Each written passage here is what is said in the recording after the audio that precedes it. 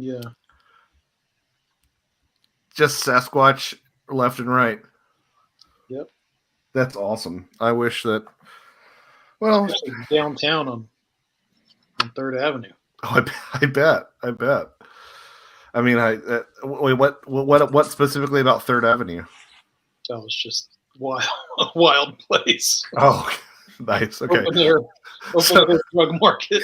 I was about to say, so some images of Sasquatch and some literal Sasquatch. Yeah. Some literal wild men. Yeah. Literal urban wild men. The urban wild man.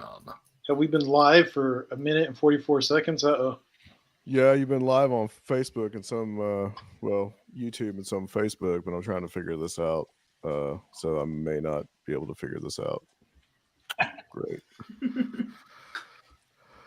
Took me a few minutes to figure out I did not bring my computer, so I'm doing this with my phone, so that took a little while to figure out.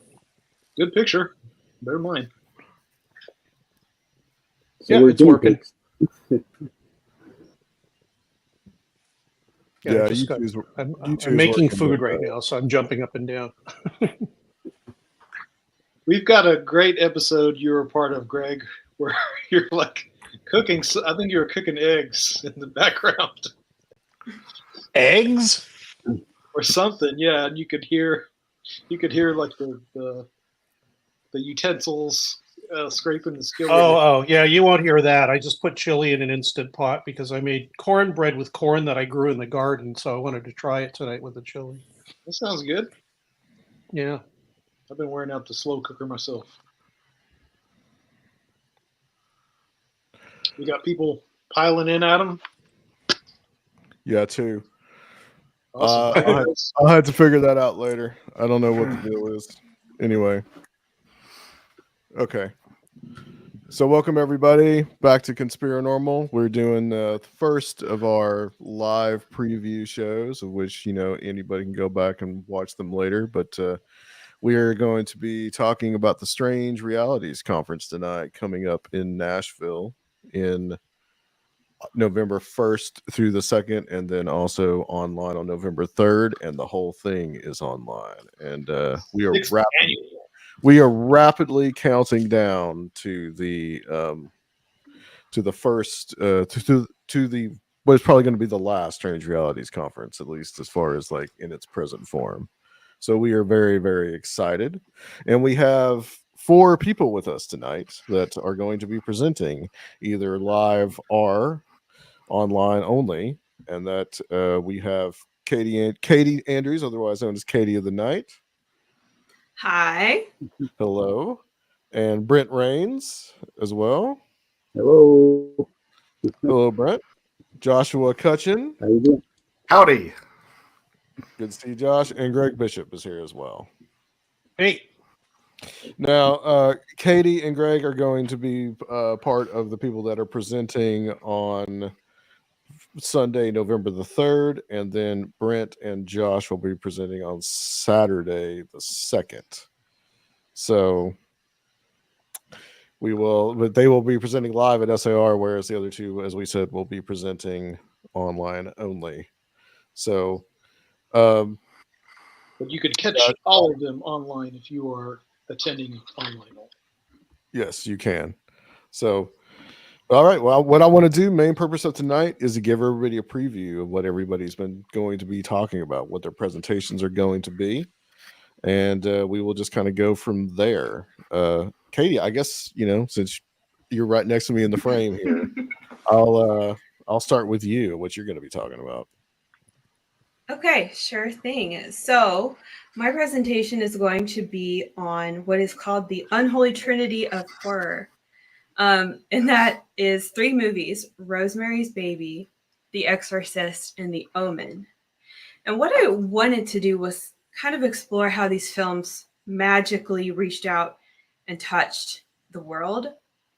But a lot of my sources that I've been diving into have been very skeptical. So it's kind of morphing as I'm working on it, but I'm talking a lot about the occult era, primarily of the 1970s, and how these films came into play and what how they affected society and in what we believe and what we practice. Cool. Okay, and we were talking before we got started that you be talking, try to like tie in some of like the paranormal stuff, and of course these are horror movies, so there's definitely a lot of paranormal involved there. But you said you were kind of finding it hard to find some of these sources where they were basically like discounting the paranormal in some of these movies, or Right. influence the paranormal in some of these movies. Yeah, they're pretty skeptical and scholarly sources that I chose.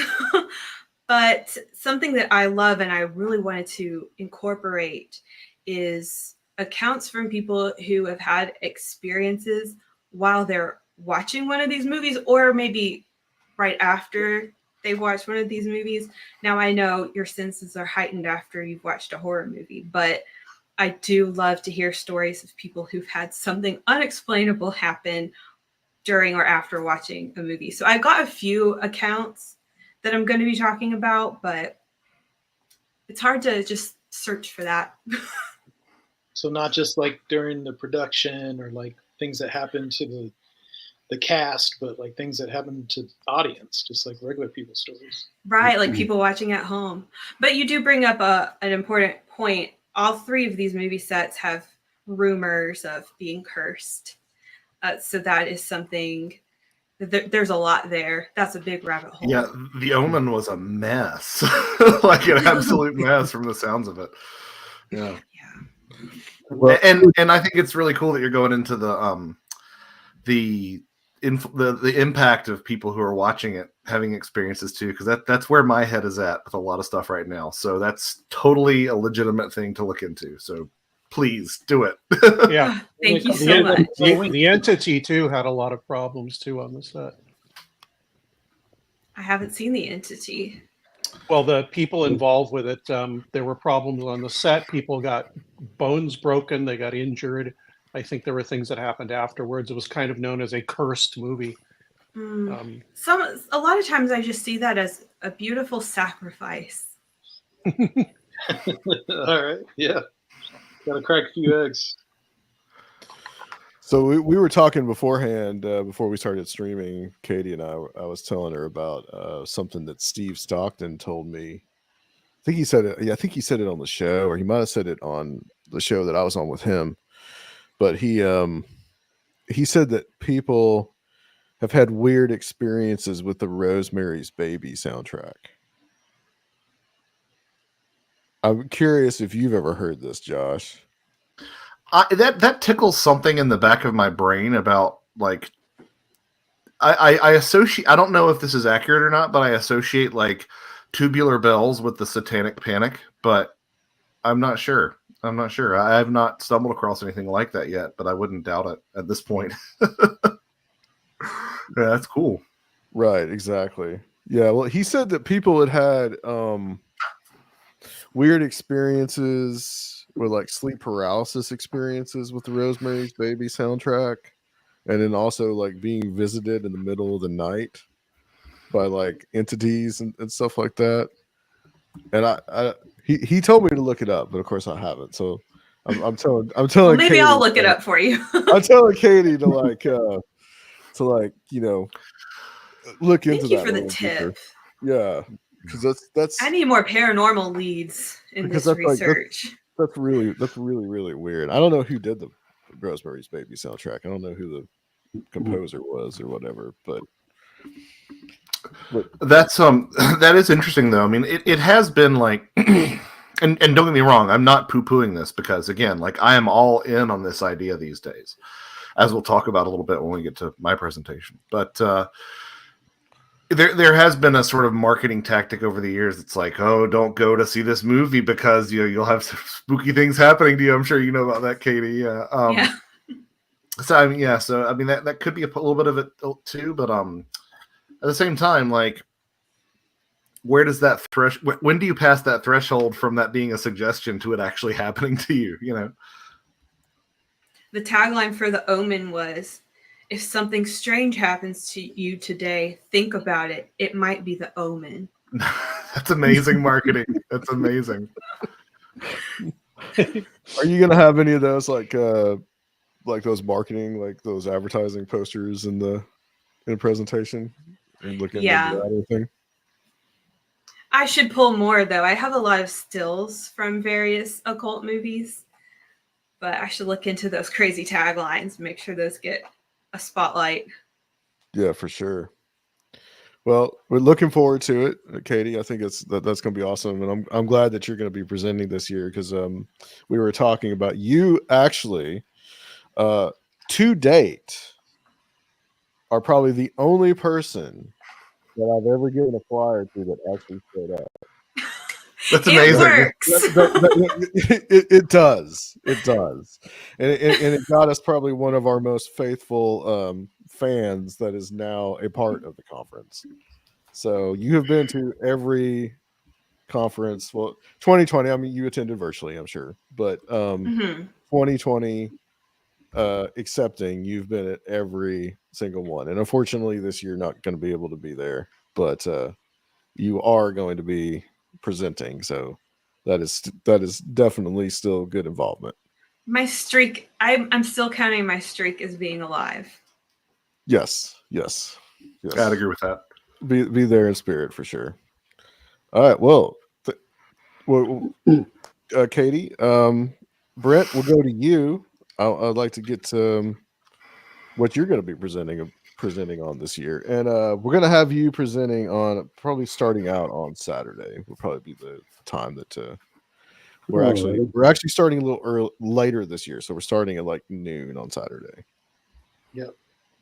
Okay. We all know Sounds how good. wild Friday night. That'll give me time driving up from where I live, about 80 miles, I guess, to get there. So, okay. Well, of course, I'll be delving into, my long interest in UFOs, which started coming in January. That will be 58 years for me. And, of course, I started out with a book by Frank Edwards, Flying Saucer Serious Business, which was just, the mainstream nuts and bolts ET thing. And in the process, I was, I got so excited about all this UFO stuff that I was writing people like crazy, gathering all the newspaper articles and magazines and books, and they were, of course, a lot cheaper back then. But one of my early correspondents was Lucius Farish, and I had a little mimeograph newsletter I started. But I also was on the board of directors of Saucer Group. If anyone remembers that one, out of St. Petersburg, Florida. John Whitnor was the editor, and Brad Steiger was the public relations director. And so I was on the board of directors as the Maine state of Maine representative, which was where I lived at the time. Still, just a teenager, and really wet behind the ears. But I noticed these articles by John Keel, and boy, he had some ideas and information that was quite different from the regular mainstream perspective. So that was where I started corresponding with him in October of '69, and we had pretty good length of correspondence, and I would exchange publications with his Anomaly newsletter, and that just put me in a whole different direction. I always liked the fact he talked about how ufology should have been like a branch of parapsychology, and ghost aliens, what's the difference? It's all in the frame of reference. And so that's kind of the areas that I want to get into, the high strange anomalies that I think all of us here, I think, pretty much can resonate with. I know certainly Joshua and Greg, the areas they've explored over the years. So that's what I'll be delving into. It's and of course it was Dr. Hynek, I understand, who came up with high strangeness, the term. He had various categories to put things in, and then sometimes there were things that just were out there and just hard to really pigeonhole exactly. And there's a lot of really credible people in the field who have had told really strange experiences that just don't fit, the normal mainstream perspective. So that's what I'd like to delve into. But anyway, I'm probably like John Keel said about many ufologists. I'm like a dog chasing my tail in circles. So anyway,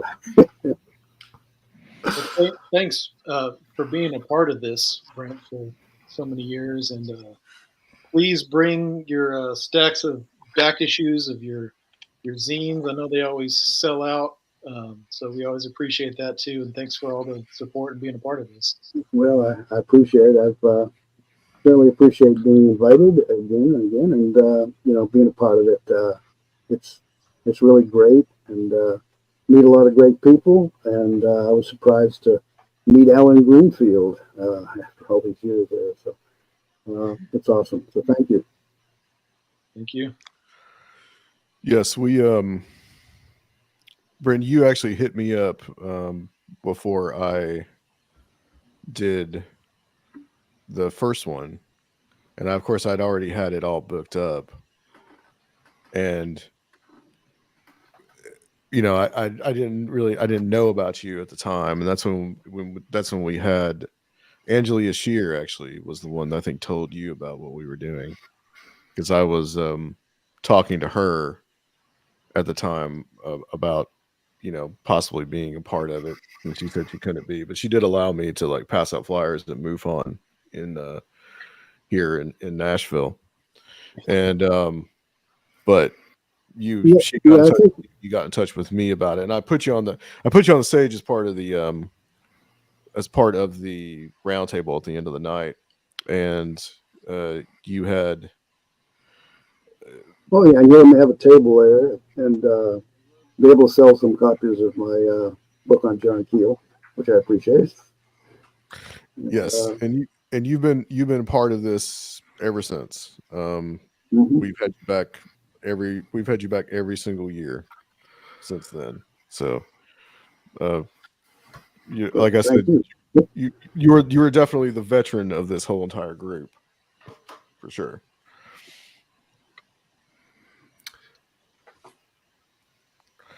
Okay, and we'll move on. Go ahead, Brent. Sorry.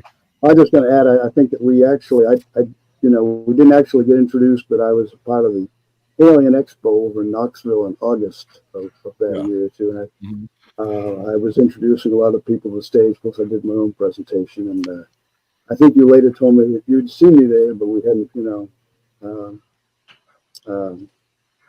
connected at that point. That's where we gave Katie the flyer too, I think. Yes, it was. Katie was also at the Alien Expo. Oh, okay. Awesome. Did they ever have that again, or was it a one-time? I think it was a one-time thing. I don't ever did it again. Oh, we did the following year. The following year in March, they had a little thing with Peter Robbins and my mind's going blank. The guy from England used to work for the Defense Department or whatever. Nick Pope. Nick Pope. There we go. Yes, Nick Pope. They both came and spoke. 1 day long presentation. But anyway. Yeah, I think that was right before COVID hit. I think it was right before COVID hit. Yeah. Okay, but I've heard that the lady that ran it has passed away. So this, they may not be anymore. Not unfortunately. That's where Surfiel and I met Dr. Jonathan Reed. Yeah, sure enough. Y'all are familiar with Dr. Jonathan Reed, right? I don't think so. Jonathan Reed. Really? Josh, you're not familiar with this? Greg, you've got Frozen Alien in the Freezer. Oh, okay, got it. Jonathan Reed, yeah. Coast to coast. The one that said that he went out and he was out Killed walking the his dog or whatever. Yep, I know the story. Yeah. The alien had come down, or the ship had come down, or something, and then like he kills the alien and puts it in the freezer, and then it was like a chicken. Yeah, the alien like thaws out and then attacks him, and yeah, it's amazing. We heard it live. It was pretty cool. It's one awesome. It's one of the biggest like UFO like scams of the century. It's Yeah. incredible. The whole It story. might be real, man. You don't know. Okay, yeah. It might be. There was a similar guy, the guy at the ranch in so where was that? The Star Ranch or something? I don't even remember. Didn't he use like a katana to fight off the aliens? he Yeah, cut the I remember that Indians- one. He cut the alien's head off, and like or something like that. And he would always go on these shows. I remember hearing him on like Darkness Radio, and that was like his big spurious claim was that he killed an alien with a katana. So it was like he was competing with Dr. Jonathan Reed, sort of. God. But it was weird because Dr. Jonathan Reed had all these like he had like this whole entourage with him at this alien expo, right? And he just like apparently like Surfiel looked into I want an him and, like, entourage. yeah, Yeah. I know. He had this like weird stuff about he was like a real estate scammer or something. Was it something like that? Wasn't Yeah, he the one who was trying to sell his house or his ranch out there in Arizona or someplace? Because and anybody interested in aliens would benefit from it or something. yeah. He seemed to have a little bit of a shady past, but doesn't mean he couldn't have close encounters. Yeah. Well, I guess that it means that there could have been a real basis for it, and then he decided that he would make up this story. But like but I'll get off this topic in a second. But there was another thing that happened that was real weird. Jonathan Kathleen, Reed coming to the conference? That's what people want to know, man. I know, yeah. We should have got Okay. Dr. Jonathan Reed.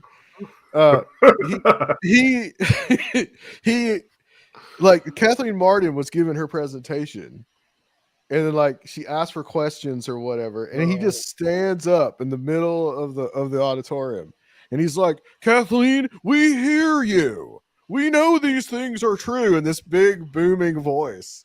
And like Surfiel are like, what the fuck is what is going on? Just like real I don't even remember I that. didn't get to speak. Yeah, I didn't get to speak my speech. What? We got a robot in here? Yeah, Beat my boop. Language coming through. I think Greg turned into a Am I robot. coming through? Well, we're kind of getting Robo Greg. Oh, do I have to go upstairs? That's kind of creepy. Well, I moved it. But maybe it's the Well, I the got Dr. moved Jonathan, the Dr. Jonathan Reed alien that's He's coming sending through. brainwaves. Yeah. Yes, exactly. Well, this is the perfect segue if you want to bring in me on my presentation. Okay. Adam. Well, I understand you have something new and fun for us. Yeah, it's basically a talk about redeeming hoaxers. Yeah, so it's the perfect segue. Yeah, so as I sort of alluded to when Katie was talking about her presentation, that's where my head is at right now, is looking at these things that I have deemed fictional incursions, which are fictions that come to life. There's been some really good scholarship on it in recent years, and but none of it really looking at that particular phenomenon through the ufological, cryptozoological, parapsychological lens. So you take that and you add a dash of Hansen and 3 parts Kripal, and you kind of get a book.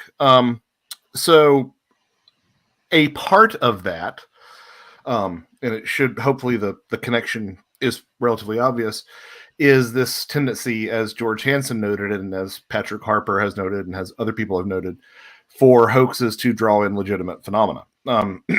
And so I wanted to sort of, I've noticed this thing where I've said this in the past, but I feel like sometimes you have to say things like 5 or 6 times before they really take root in the culture. Or I don't know, Brent, maybe you've heard, you have to say it 25 times over the years, but, and it still doesn't take root. But anyway, that's something that I really wanted to explore in the book. And so this is going to be sort of a preview of some of those elements, taking a look at some really interesting hoax cases and just the way that this phenomenon or these phenomena tend to capitalize on that sort of really blurred line between fact and fiction. And hoaxers seem to do that. And there's some stuff that I have found that I won't go so far as to say that it's never been talked about before, but it's rarely talked about, including an absolutely... Can I curse? That's fine. Yeah, Fine.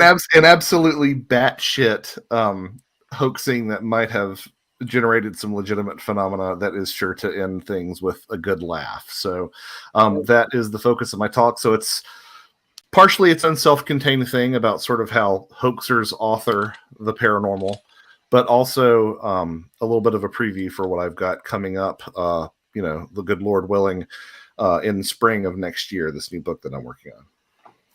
Awesome. Okay. Well, I am very excited about that. And it'll be fun. It'll be a nice mixture of academies and levity and all those things. So humor is a really big part of the conference. Oh my heavens! Yeah, I mean I want to talk to you about what I'm doing right now, but I'm trying to hold myself back. But yeah, there are other aspects that I'm looking at this through, some aspects of narratology that are fear, humor, and absurdity. And it's like, well, that's the paranormal in a nutshell. That's these phenomena in a nutshell are those three things, and how they sort of combine in different ways. And yeah, I mean, it's part of the reason I'm looking forward to all these talks so far, from what I've heard, is because they're all touching on things that I'm really interested in, from the media influence that Katie's talking about, the high strangeness that Brent's talking about. I mean, I don't know about you guys, but I often feel like I keep needing a stronger high in terms of high strangeness. Like I'm like, oh no, make it weirder. And so that's part of how I arrived where I am right now, where I'm talking about Donald Duck slipping into people's bedrooms in the middle of the night and stuff like that. But yeah, this is all really exciting stuff. So I cannot say how much I have looked forward to this event every year, because it does feel a bit like a family coming together. So I'm really excited. Really excited. Thank you, Josh. Thank you. We're really looking forward to seeing you again as well. And tell me, did you talk about the Cottingley? Are you talking about the Cottingley fairy photograph? I'm not talking about it in this, although I will say, and I've been doing a horrible job of promoting it, just because I've been so buried underneath this current project. But I did contribute an essay to a new collection by Simon Young about the Cottingley fairy photographs, and I might end up talking about that a little bit, because yeah, I mean, the Cottingley thing is another good example that I should probably add to this new book of something that started out as the children saying to their dying day that no, we did see fairies. It's just that you wanted proof, and when you get those demands of proof for the paranormal, that's when you get Uri Geller bending spoons, or failing to bend spoons on the Tonight Show, and you get the contactees, probably a lot of them, and stuff like that. So yeah, I should make myself a note to talk about Cottingley in the new book. Did you know? A lot of that starts from a place of truth. That is my suspicion, and partially, well, so there's sort of there's a make it till you, there's a fake it till you make it sort of angle, and there's a make it till you fake it sort of angle too, So that would be like the make it till you fake it. Like, no, something legitimate happened to me and nobody believes me, so I have to start, hoaxing to get people to entertain my experiences seriously. And then there's the other way around, which has much more to do with mentalism and some forms of psychic surgery and shamanism and just chaos magic and all those sort of things, where you're like, no, I'm going to act like this is real, and then something else actually steps in to bridge that gap. Yeah, 100%. Well, so I asked that because the latest episode we just dropped of Nevaeh's Nightmare is on the Cottingley. We did on the Cottingley. Oh, nice! I just finished watching that before I came on. Good. Did you like the shameless plug for the Strange Realities Conference that that oddly enough was in there? So Frances, the younger girl, maintained that she saw the fairies to her dying day. Mhm. And because her mother did not believe her when she came soaking wet from falling in the creek, or they called it the beck in that, vernacular, that she was so frustrated that her cousin said, well, why don't we do this? Well, let's play a prank on these disbelieving adults. And then things got way out of hand after that. Which, Josh, I'm curious, or also, about, did you know about the link to the Theosophical Society? Getting a little faint there, Adam. In general, just are you talking about like the sort of the Doyle angle and his involvement? Yeah. Well, Yeah, I mean, that was part of it. That actually was what led to the Conan Doyle angle, was that right. so the mother, yeah. So this is all fresh in my mind. So the mother, so the mother of the older girl, she goes to a lecture on fairies and fairies and folklore at the Theosophical Society. And all the sources that Jerome Clark was always kind of my main source for this, because that was in his Unexplained book, was that, he just says that she went to a lecture. That's it. But it was a Theosophical Society lecture. And after she got done listening to this lecture, she rethought that maybe the girls and her daughter were telling the truth. And so she gave some prints to the Theosophical Society, some Theosophical Society people. It gets up to Edward Gardner, who is the head of the Theosophical Society, and he's in correspondence with Arthur Conan Doyle, and so that's how Doyle becomes involved with it. But it's so there's a Gardner also brings like this occultist up to the family farm or whatever, and he claims that he sees the fairies, but of course the girls made it all up, so they like kind of expose him as a fraud, but they played along with it too. So I found that pretty interesting that the Theosophical Society had its hand in that, and it seems like the Theosophical Society was pretty ubiquitous. It had its hand in a lot of the fairy, like Evans Wentz, I think, was a theosophist. He was, and I said this to, I think I said this to Surfiel like 2 years ago. I said it was after, I think it was after Nathan's presentation. I'm like, all this stuff that we talk about is really just theosophy and Downard, isn't it?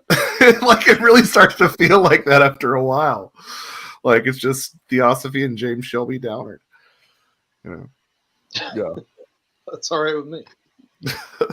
Yeah, I was just particularly, I think, stricken by it's the involvement there. Yeah, it's such a, it's not nearly as cut and dry as the Wikipedia page will have you believe. Right.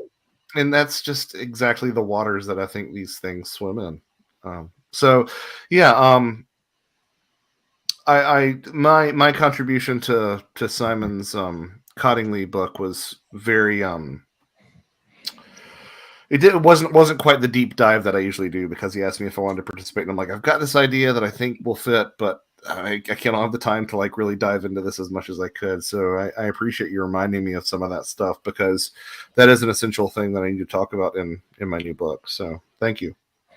And you always have some excellent PowerPoints, Josh. Well, I learned my lesson from last time. No audio and no video. Just images. Just images. Yeah. Yeah, the video is kind of for that can get us in trouble with copyright. They ding you on that. Well, and the good thing about it too is that with the subject matter that we're dealing with, especially in this last case that I'm going to talk about, there's actually some video to go with it, because that's always the problem. It's like, well, here's this amazing high strangeness account of terry cloth banana monopods in the Peruvian desert, what art do I use for My that? favorite. Without, yeah, exactly.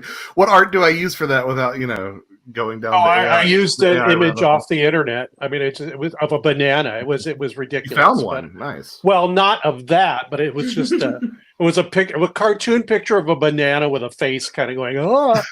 But that was my placeholder. Nice. Maybe you could use AI. Yeah, Yeah, I could at this point. Yeah. It's so You tempting. It's so tempting to, but I have enough friends who are artists that if I do anything like that, they're gonna they're gonna scold me for it. So I'm gonna go ahead and just do it the old fashioned way as best I can.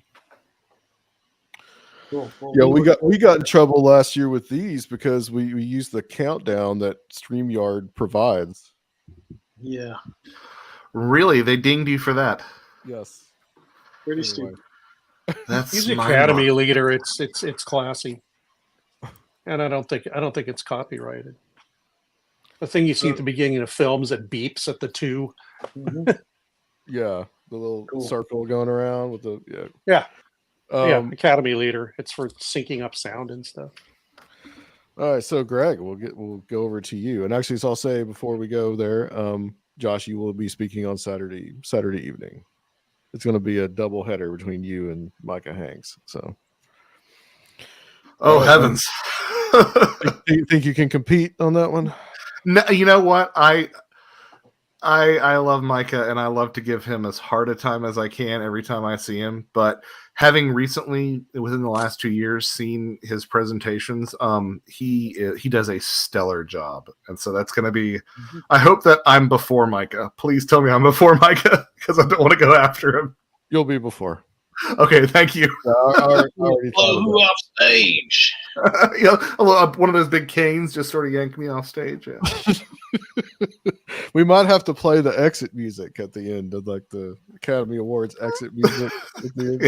Yeah. We have to get Micah in there and make sure all the green M&Ms are in the green room. And that's the other thing. That's the other lesson that I've learned is to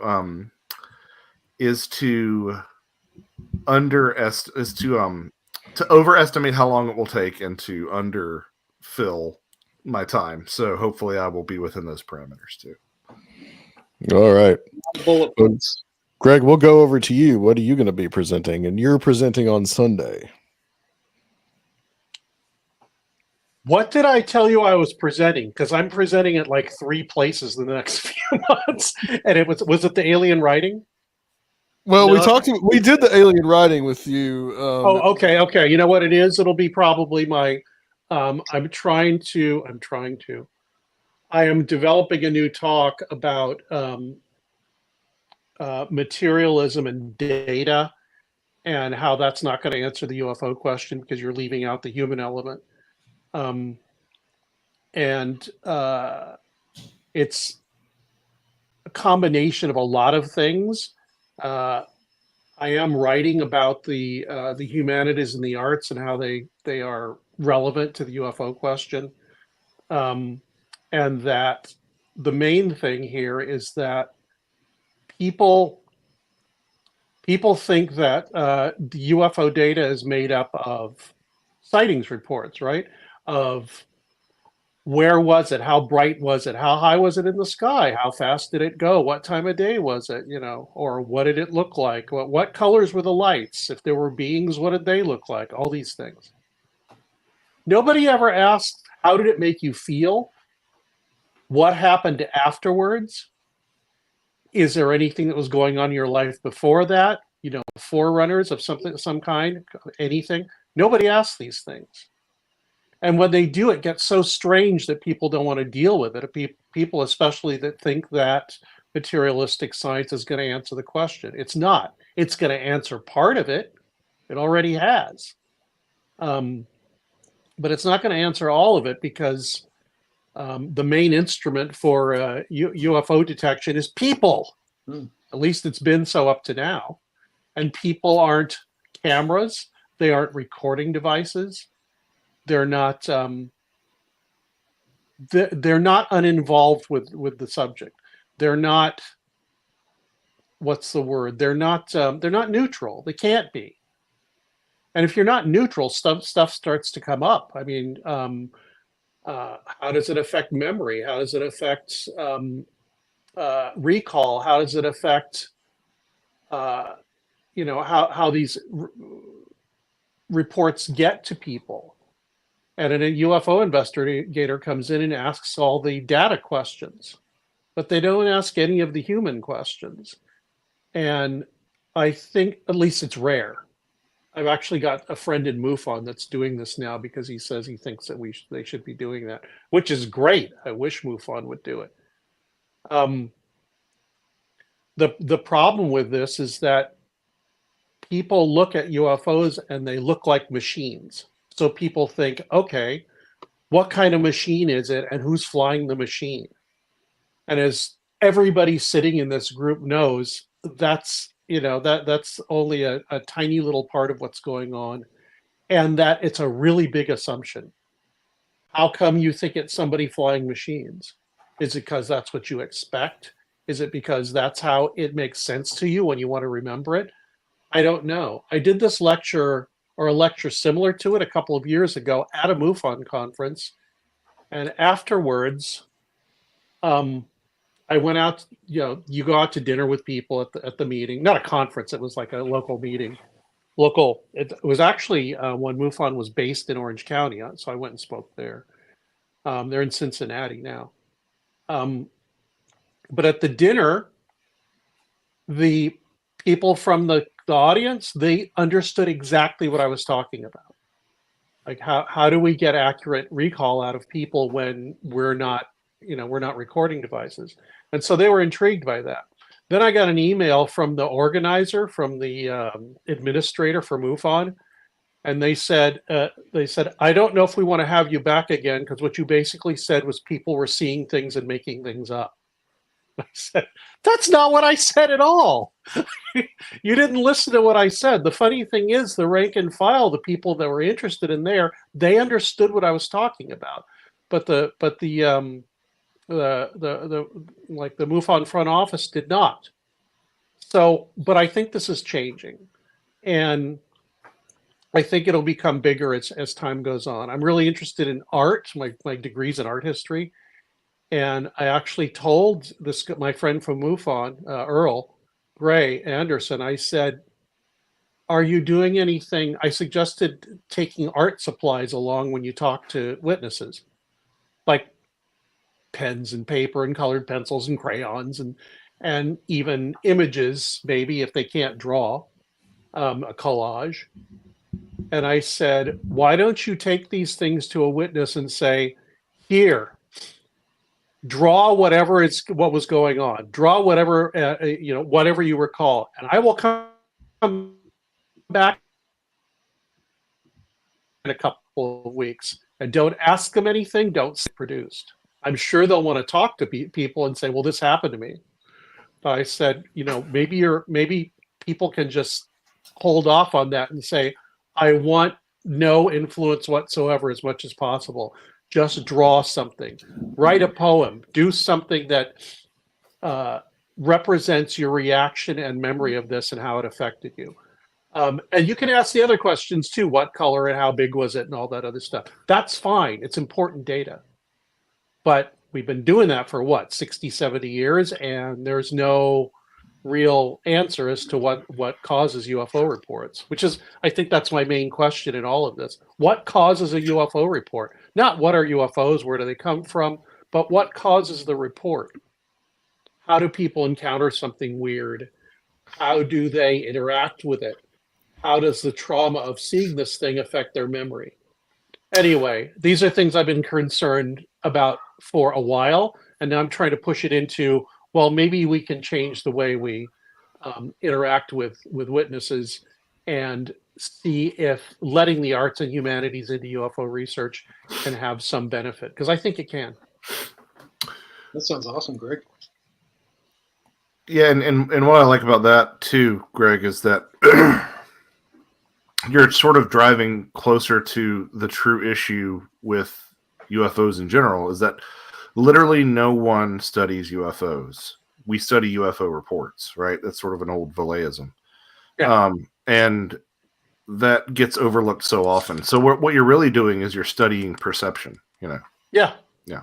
I think if we study perception and how things move through the nervous system and memory and all the things that go into what makes a memory, because you're not, when you're talking to somebody about their experience, their sighting or whatever, you're talking about their memory. And their memory is not a pure thing. Memory is affected by so many things. They're affected by who's asking the questions. They're affected by what questions are asked, all these things. No matter how neutral you try to make it, I don't think the witness wants it to be neutral. They really want to tell you something very strange and sometimes upsetting happened to them. And so I think if we delve into how it made them feel rather than exactly what they saw, we might get sort of a handle on the thing in itself more than just, okay, here's some data showing that there's some machines flying through the air. We all know it's much richer than that. And that's what I'm really interested in, is that richness and that emotion, and that how these emotions and these and trauma and all that affect memory. And if it does, not to throw it out and say it's inaccurate, but to examine if that's affecting memory, why and how.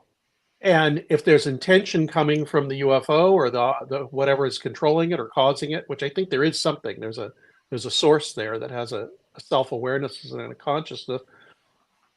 I want to know by looking at our reactions if we can figure out what that purpose is, or if there is any purpose that we can discern based on the weirdness that surrounds this surrounds the subject. I don't know. I hope that makes sense. Yeah, absolutely. That sounds like a classic Greg Bishop style material. Yeah, I mean, heavily influenced by people like Keel, Valet, Greg Little, you, Brent, Josh too. All these things come into my mind, and it just starts burbling questions up. And because of my background, like I said, in the arts, that's how I want to go at it, because I'm not a scientist. I don't have a degree in science. I think people that are doing that now are really good at it, and they're asking questions that haven't been asked before. And it's exciting, like, Kevin Knuth or Michael Masters or anyone else you might care to think of that's a scientist. How are they looking at it? What kind of questions are they asking? And are they new? And as far as I can tell, by going to some of these conferences, like the SCU conferences, there are new questions being asked. Actually, I found out from somebody at MUFON, they're saying, how can we use AI and how can we use the new technology to figure out, how to look at this more in a different way? And it's like, you're like 5 years behind at this point. There's already people been asking that question for a while and discussing it and presenting on it. So hopefully MUFON can catch up. I'm kind of crappy on MUFON because of their track record, but the one thing about them that I think argues for their existence is that, what do all the people that come to these meetings and read the journal and talk to speakers and see where are they going to go? There's no other group like that. So maybe MUFON can be changed in a way that reflects some new ideas. And I think that would be great. And I think as some of the older generation that runs MUFON and runs some of these organizations die out, it's just like the Thomas Kuhn structure of scientific revolutions. It's eventually these new ideas are just going to come up because there's no prejudices against them. And the old guard didn't come up with any specific answers using these methodologies. So, I think we're right at the beginning or well into the first phase of that evolution. At least I hope we are. Like 20 years ago, I think 10 years ago, there was an interview and somebody said, what do you think is going to happen with ufology in the future? And I said, I hope there's something that pisses me off. Something that has some teeth in it that pisses me off, because it means I'll be the old person that is fighting against something that'll and hopefully it's helpful. Hopefully it moves things forward. Hopefully it asks different questions, gives us a better understanding. Anyway, we're all trying to do that. Mm-hmm. Mm-hmm. Yeah, and it'd be good to keep that infrastructure like MUFON has, rather than try to build something from scratch. I mean, it's pretty I difficult. guess so. I've been whining about this for a while. I think big organizations like that, I said they should all be done away with. I'm not so sure about that now, but I don't think a giant organization like MUFON is going to solve anything really. However, groups within it and smaller groups might. I think that I've got a T-shirt I sell called "Mimic." It says "Mimic the obliqueness of the subject" with a UFO on it, the Passaic, New Jersey UFO, and I think that's the answer. I mean, you can't solve an extremely democratic problem like everybody has their own views on it. You can't solve a problem that is not top down with an organization that is top down, if you know what I mean. Because everybody will think the same way and do the same things and all wear hats and chant things together, whatever the hell. And the group think is exactly the place that UFOs hide from. If you cannot solve UFO with groupthink. You can solve it with small groups and individuals being very creative and then telling people what they did and communicating this so others can build on that research. Which is why I have genuine concerns about the mainstreaming of UFOs in general. Like, oh, me too. Does the UFO cease to be the UFO when it becomes taken up as a subject of interest, of serious academic interest? I think it runs away. The phenomenon runs away from attention. I suspect as much, but I guess now is the time to put it to the test, right? Yeah. I said, one of our friends, I said a while ago, it's like, I wish people wouldn't care about UFOs anymore. This would go away. And he said, why? Do you want to be a hipster that knows everything? It's like, no.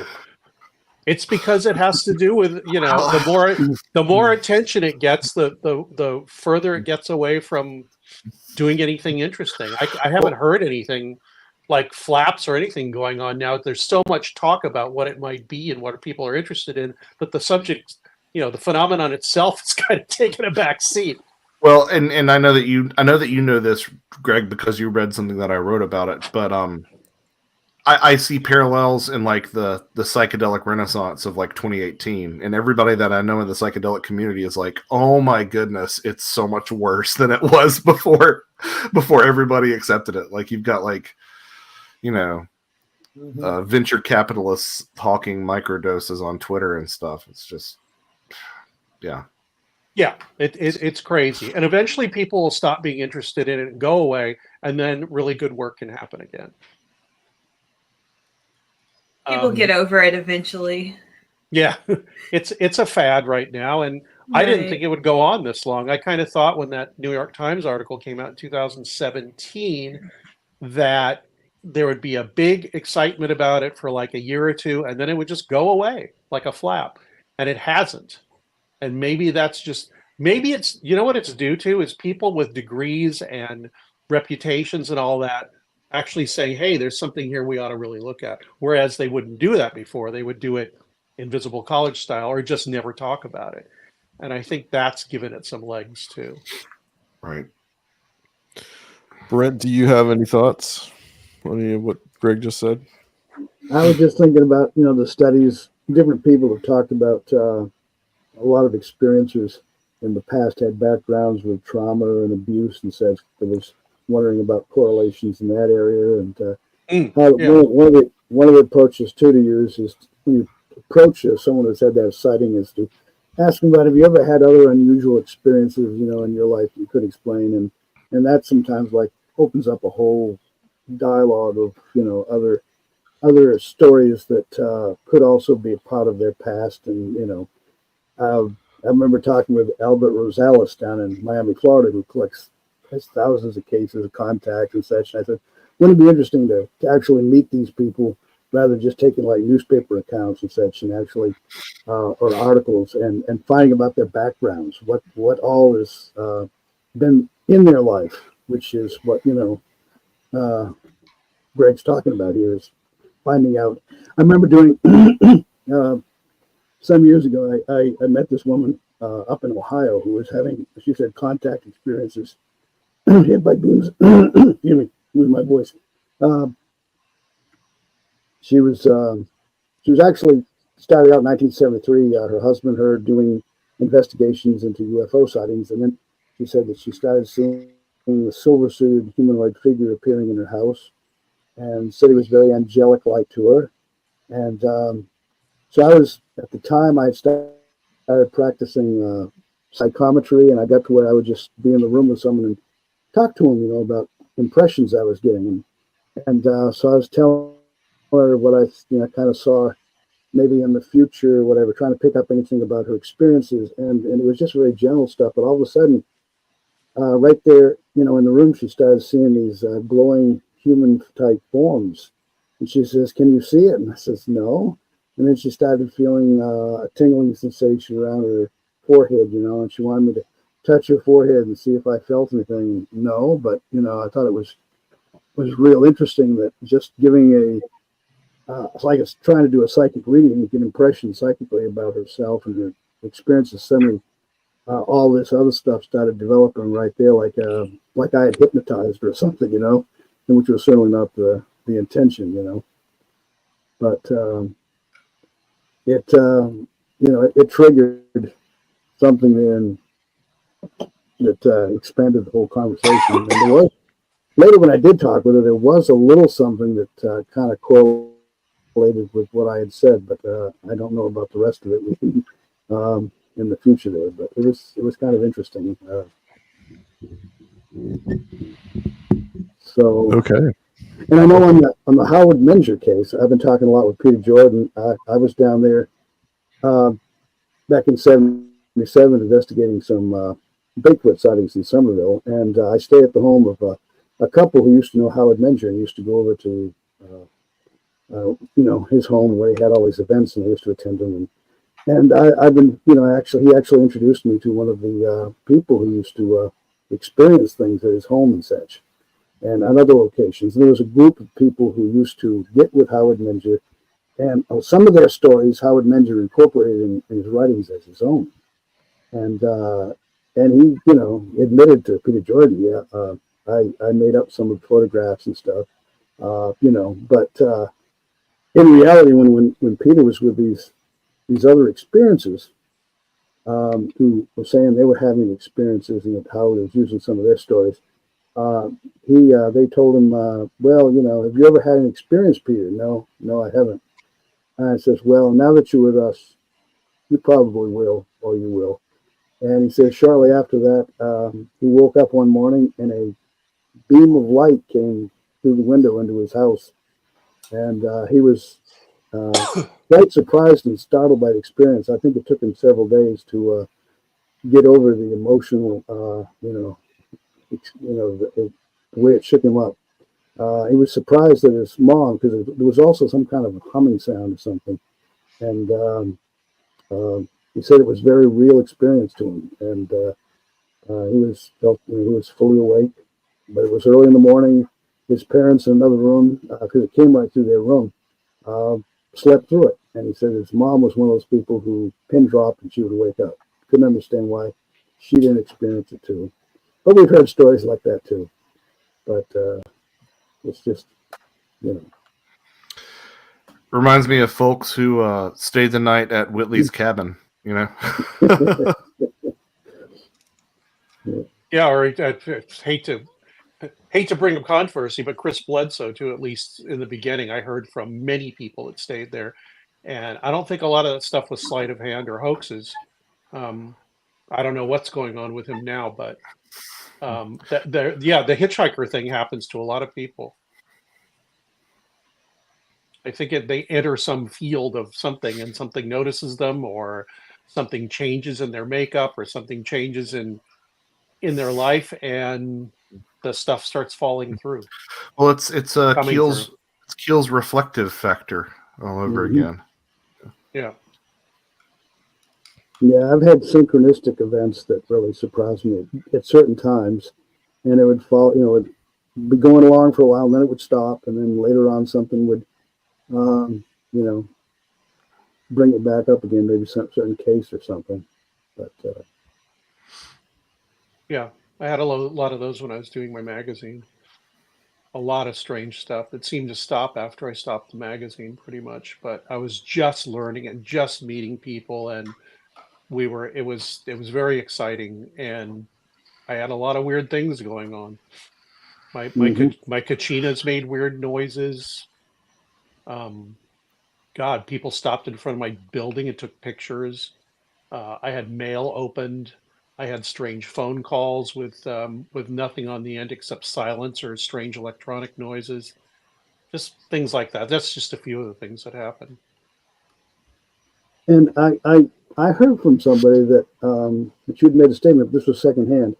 That at one point you decided you weren't going to allow the phenomena to shake you up or scare you, and you were just going to approach it in that way.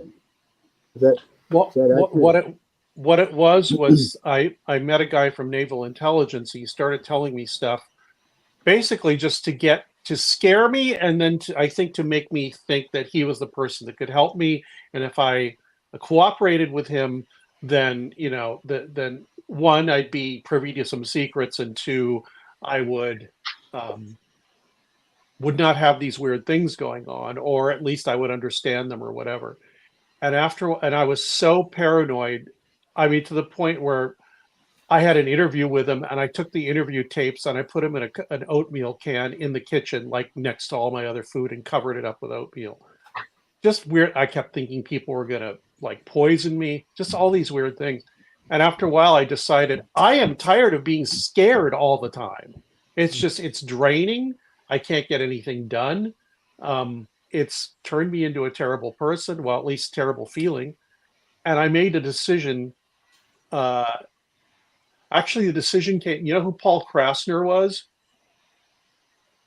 He was a friend of Lenny Bruce's, and he also published a magazine, a zine, a newsletter in the '60s called The Realist.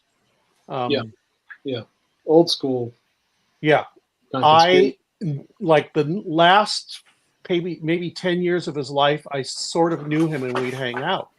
And I told him about this paranoid thing, and how it was making me feel, and how I had kind of decided at that point maybe I should just not be paranoid. And he described to me what had happened to him when he was paranoid doing Kennedy assassination stuff in the '60s.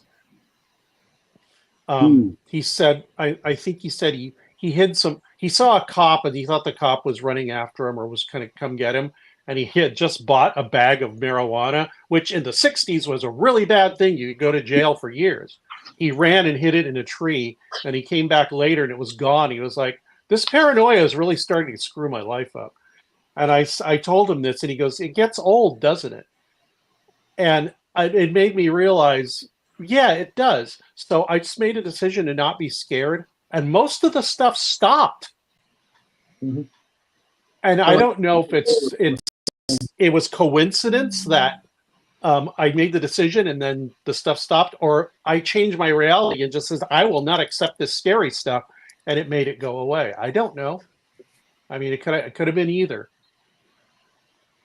Well, I remember doing a few years ago doing a active imagination exercise as best I could determine how it was done that Carl Jung, used, and in doing that, that was what activated a series of really weird synchronistic events for me.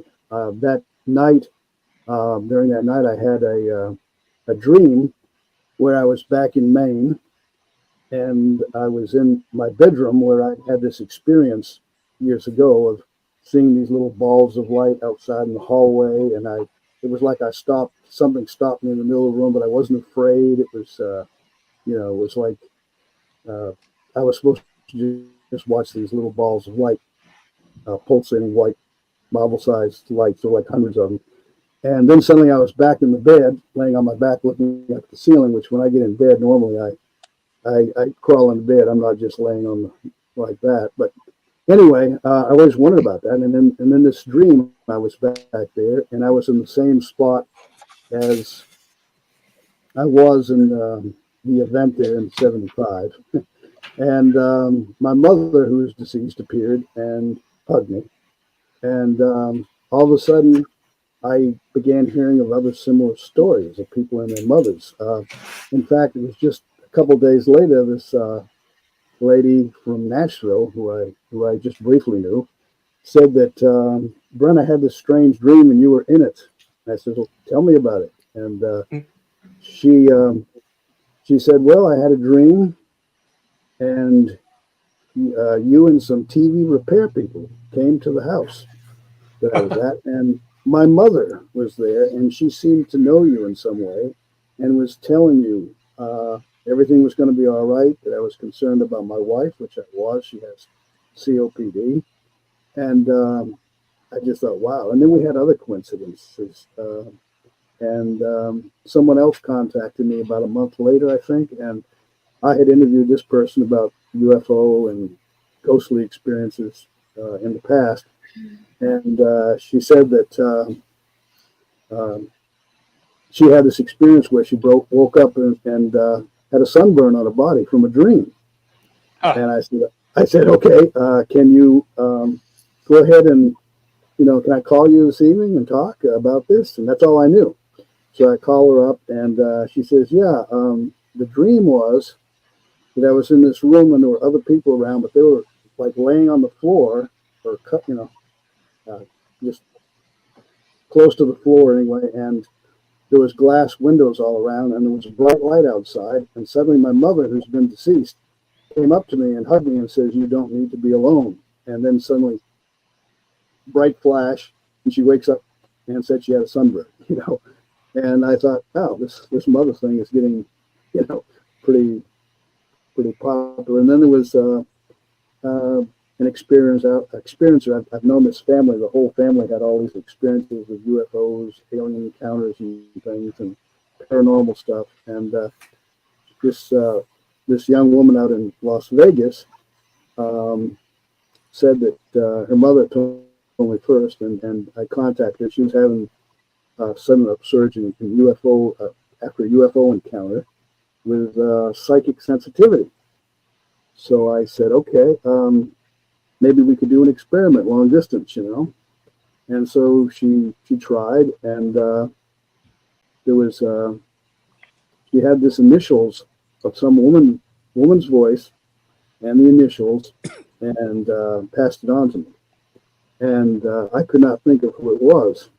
And so I finally just gave up. And then suddenly I had this dream one night, and there was this woman who lived in Ohio who we had met, who would come to this place locally where there was people would come from all over the country, and they would be interested in losing weight and such. And she would teach Tai Chi. She was also a psychologist, and she liked to travel around the world. So every year we'd get together with her, and she'd have pictures of vacation on Easter Island or on the Amazon or wherever. She was I think up in her 80s, but she was still very active and very positive, open individual. And suddenly, anyway, there I was out at this location here, just a few miles from where we live, where these people would gather, and there she was. And I thought, wait a minute, the initials. I got to look it up, and sure enough, that was her. And the initials were hers, Margaret. Anne, I think it was Anne Ross, and she had passed on at that point. But then I went back to sleep, and it was like I got a message from her too about the aging process, and dealing with, even though you may be older, much older than you used to be when and maybe don't get around or whatever as good as you could, but you're still able to do things and such. So it was, and it just kept rolling on and on, So those are just some examples right there. And finally, it maybe I needed to do another active imagination thing, but everything kind of settled down after a few months. Yeah.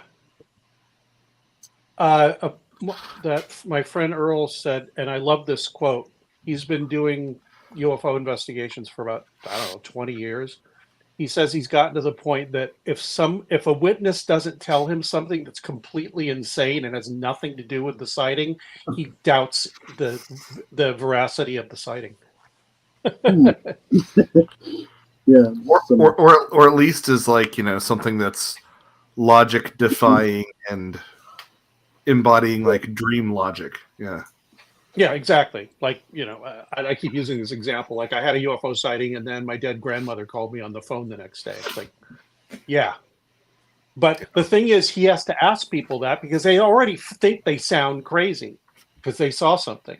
But then he says, is there anything else that just doesn't make sense to you that you don't think is important, but it's kind of bothering you, either about what happened to you or anything else if you want to talk about it? And he said invariably there's some weird thing that's pretty much unconnected to the sighting, but extremely strange. Well, Yeah, that connected reminds me. not causally, but connected because of the weirdness. Yeah, that reminds me of Valley. I think Confrontation is telling about a case that he followed up on in California, where a woman had seen a UFO, and he described it. It raised up from the ground and took off. And he talked to her, and she told the story, but it was a little different. And what she told Valley was that the object didn't just go through the trees and blow them apart or anything. It actually went through the trees like they weren't even there. And then she told him about seeing an alien being standing by her bed. And he said, that's not in the report that they wrote up. And she said, well, they were talking to me about what they believed first. And so I just told them what I knew they could accept. Yeah. And, but I knew what she said, she could understand that he was not of that frame of mind, And so how many times does that happen? You get the story that they feel you want, that you could deal with, and maybe don't tell you the whole thing. A huge amount of data that's been lost just because nobody would ask those questions. Mm-hmm. That would be a much richer piece of data. Talk about applying AI to something. Because I was talking to, I think, somebody at the SCU about, or maybe it was Valet when I had a chance to talk to him, just how do you quantify qualitative data like that? But if you had a meta-analysis AI to do it, skewed to whatever, and you could, if you were good at this, you could start narrowing it down. What could you get out of that if somebody said dead grandmother on like 500 reports from, or my mom appeared to me the next day or whatever? That would be, to me, a valuable data point. And I think if it wouldn't help solve things, would at least give us maybe a better idea of how we relate to the phenomenon, which is basically all we have. Well, that's been the true power of the large language models, from what I've been able to tell poking around with them, is that they act as, like, if nothing else, they act as disruptor cards, right? They act as like, they sort of, the idea is never good, but it's got the germ of an idea that is good, and it sort of leads you down the garden path there. Yeah, if you know what you're after, even if you're open to something that isn't what you're after, I've had more experiences where I just start asking questions to chat GPT or whatever, and as I told people before, it's like collaborating with myself. It will spit back things that I hadn't thought of, or a correlation that I was sort of expressing, but not really specifically. And if I can listen to these cues, I can start asking it more targeted questions about what I want to know. And you can tell when it starts getting ridiculous and makes like those art programs used to make elbows out of dogs' noses and elbows and stuff like that. It's a lot better than that right now. And so yeah. And so I think that it's a lot of people are scared of it or think it's bad or whatever. But as a tool, like anything, that a tool can be used to destroy, it can be used to build. So I think this tool is going to be, and already is, very valuable. And if we only had the rest of that data, like that emotional, high strangeness, I don't want to talk about it data, that maybe there might be a difference, in our understanding. Maybe. I don't know. Maybe not. Okay. Well, I think that's a good place to stop, guys. I want to thank you all for being here and doing this with us tonight as we get ready for Strange Realities 2024. Coming up November 1st and 2nd in Nashville, Tennessee, and online November 3rd, but the whole thing is online as well. So get the tickets. What are you waiting for? Tickets are available at www.strangerealitiesconference.com. You can see that there. And there is a link to go to Eventbrite and buy tickets. Tickets are $70 if you want to come to Nashville. If you still think Such you a can bargain. swing that, then you can come see all these people speak live. And then also that gets you into the November 3rd online only day as well. So $70 and for in person, and $30 get you in the whole thing online. So that is available too. So I will go down the list here. Everybody, please plug your websites and what you do. I will start with Katie. You can find me on YouTube. I mostly talk about movies on there, though. But if you're interested, it's Katie of the Night. Okay, definitely check that out. Well worth watching. And Mr. Brent Rains. Yeah, I'm on Facebook, Brent Rains, and then I also have Facebook Alternate Perceptions. And then, of course, I have the Alternate Perceptions monthly online magazine. It comes out the first of each month at apmagazine.info. And that's my contact information. All right. And Mr. Greg Bishop. Radio or radiomisterioso.com. Also, there's a group on Facebook you can join. And if you type in my name on Amazon, you can find the books that I've been either written or co-written or whatever. Also, the podcast radio show or whatever is in hiatus, but I have shows ready to go. Some really good ones that people are going to enjoy. So come on back to Radio Misterioso. Okay. And last but definitely not least, Mr. Joshua Cutchin. JoshuaCutchin.com. That's JoshuaCutchin.com. New book hopefully coming out H1 of 2025, and some other projects that are still gestating. Yeah. All right.